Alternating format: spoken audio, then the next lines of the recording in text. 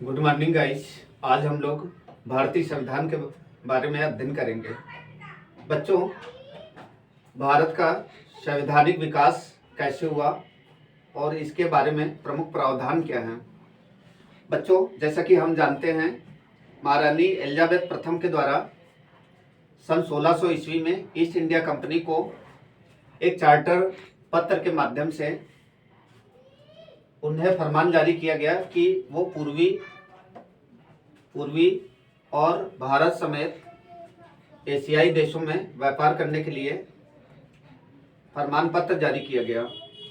बच्चों, बात कीजिए पूर्वी क्षेत्र में ये कंपनी व्यापार कर रही थी।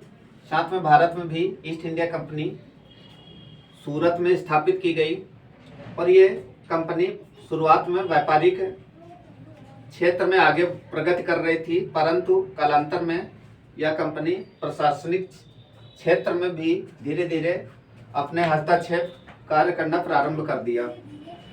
बच्चों, इतना ही नहीं, अंग्रेजों के द्वारा यहाँ पर भारत में प्लासी का युद्ध, साथ में बक्सर के युद्ध दोनों जीत लेने के उपरांत अब कंपनी केवल व्यापारिक कंपनी नहीं रह गई, ये एक पूर्णतः संस्था प्रशासनिक क्षेत्र में बदल गई। बच्चों, इस कंपनी के द्वारा यहाँ प्रशासन की व्यवस्था का संचालन जो अधिकारी वर्ग कर रहे थे और साथ ही कंपनी के द्वारा जो धन यहाँ से संग्रह करके ब्रिटेन भेजा जाता था, तो ऐसे अधिकारियों में भी वहाँ पर अराजकता की स्थिति उत्पन्न हो गई थी और इस कारण उन अधिकारियों को भी हे दृष्टि से ब्रिटेन में इन्हें देखा जाता था। इन समय समय पर ब्रिटेन की संसद के द्वारा ईस्ट इंडिया कंपनी पर एक्ट के माध्यम से ये संवैधानिक विकास के मार्ग उदय हुए। आइए बच्चों, देखते हैं भारत का संवैधानिक विकास ईस्ट इंडिया कंपनी की स्थापना के साथ प्रारंभ होता है। ईस्ट इंडिया कंपनी की स्थापना 1600 ईस्वी में भारत में सूरत में स्थापित की गई थी। ये अंग्रेजों की पहली ईस्ट इंडिया कंपनी थी। प्यारे बच्चों, बात किया जाए, ये तो अभी हमने डिस्कस किए हैं। प्रारंभिक में ईस्ट इंडिया कंपनी एक व्यापारिक रूप से आगे बढ़ी, परंतु यही कालांतर में यही कंपनी प्रशासनिक क्षेत्र में बदल गई।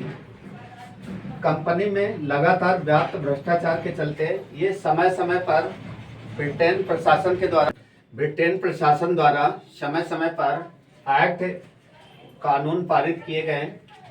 सबसे पहला एक्ट 1773 का रेगुलेटिंग एक्ट अंग्रेजों के द्वारा ब्रिटेन के द्वारा यह प्रदान किया गया है। इस एक्ट के निम्न प्रावधान थे।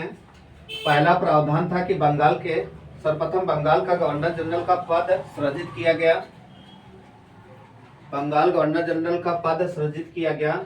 इसके लिए इसमें एक 4 सदस्यीय कार्यकारिणी परिषद का गठन किया गया, जो गवर्नर जनरल की सहायता के लिए, साथ में सुझाव के लिए इस समिति का गठन किया गया। इसमें बंगाल का पहला गवर्नर जनरल, ये डबल स्टार लगाएंगे, बहुत इंपॉर्टेंट है। बंगाल का पहला गवर्नर जनरल वारेन हेस्टिंग प्रथम गवर्नर जनरल थे, याद रखेंगे। बंगाल के पहले गवर्नर जनरल वारेन हेस्टिंग प्रथम थे। इसी के अंतर्गत इन्हें नॉमिनेट किया गया था। दूसरा प्रावधान था कि कलकत्ता में 1774 में उच्चतम न्यायालय की स्थापना की गई। इसके मुख्य न्यायाधीश एलिजा इम्पे थे तथा अन्य 3 सहायक न्यायाधीश नियुक्त किए गए थे, जो इस तरह से थे: न्यायाधीश हाइड, न्यायाधीश चैम्बर्स और न्यायाधीश लेमेस्टर्स। इसके अलावा अगला प्रावधान था, तीसरा प्रावधान है, अभिलेख न्यायालय के विरुद्ध अपील प्रिवी काउंसिल लंदन को प्राप्त थी।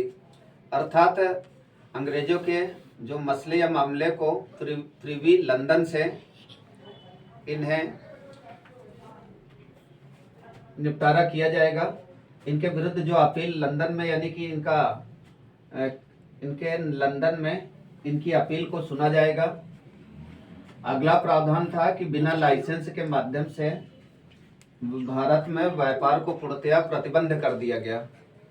अगर यदि किसी भी अन्य कंपनियों के पास बिना लाइसेंस है वो भारत में व्यापार नहीं कर सकती हैं। इस 1773 एक्ट के तहत इस पूर्ण रूप से बैन कर दिया गया। किसी भी कंपनी को व्यापार करना है भारत में तो सबसे पहले उसे लाइसेंस लेना पड़ेगा। नेक्स्ट है, अगला प्रावधान है, बंगाल के गवर्नर को तीनों प्रेसिडेंसियों के अधीन कर दिया गया।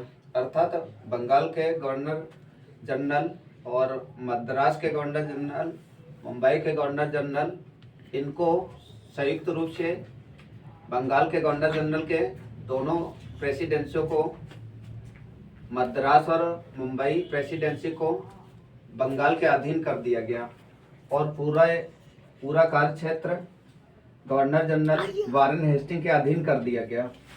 नेक्स्ट है, अगला प्रावधान है, कंपनी को चलाने के लिए 2 संस्थाओं का गठन किया गया। पहली संस्था थी कोर्ट ऑफ प्रोवाइटर्स अर्थात निवेशक समूह। दूसरा यानी कि संस्था थी कोर्ट ऑफ डायरेक्टर्स। इसमें कुल 24 सदस्य होते थे। इन्हीं में से एक अध्यक्ष और एक उपाध्यक्ष और अन्य सदस्य नियुक्त किए गए थे जो कंपनी का संचालन किए जाते थे। ये एक संस्था थी और इसी कंपनियों से सदस्यों से एक अध्यक्ष और उपाध्यक्ष चुने जाते थे जो ईस्ट इंडिया कंपनी में उन्हें अपॉइंटमेंट यानी नियुक्त करते थे। नियुक्त करने का कार्य कौन करती थी? Court of proprietors. आइए नेक्स्ट देखते हैं। 1784 बीच में अगला प्रावधान याद रखेंगे। अगला यानी कि एक्ट का 1784 का फिट्स इंडिया एक्ट आता है। इसके निम्न प्रावधान थे। पुरानी यानी कि त्रुटियों को दूर करने के लिए 1784 में फिट्स इंडिया एक्ट कानून लाया गया। फिर से एक बार पुनः इसका पहला बिंदु था कि पहली बार भारत में द्वैध शासन लागू किया गया। इसके तहत ब्रिटिश सम्राट व कंपनी भारत में अब दोनों के द्वारा यानी कि शासन प्रशासन किया जाने लगा। ये दो संस्थाएं थी। पहला बोर्ड ऑफ कंट्रोलर जो ब्रिटिश सम्राट की तरफ से इसे नियुक्त किया गया था। दूसरा था कंपनी की तरफ से निदेशक मंडल। ये दोनों भारत में शासन कर रहे थे। अगला है नेक्स्ट अगला बिंदु है गवर्नर जनरल की कार्यकारिणी परिषद में सदस्यों की संख्या 3 कर दी गई ताकि किसी विधेयक पर मतभेद न हो।